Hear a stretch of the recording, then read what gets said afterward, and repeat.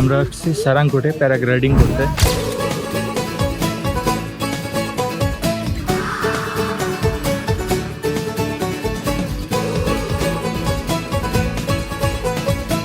এখন সকাল বাজে 11টার।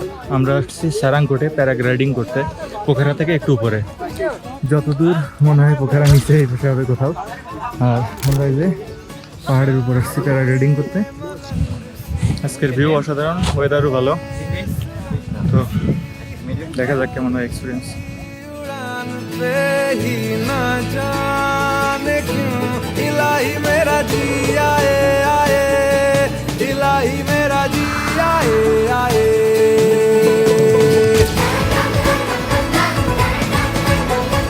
আস্তে আস্তে ঘুরতে ঘুরতে এখন আমরা অনেক উপরে উঠে চলে আসছি।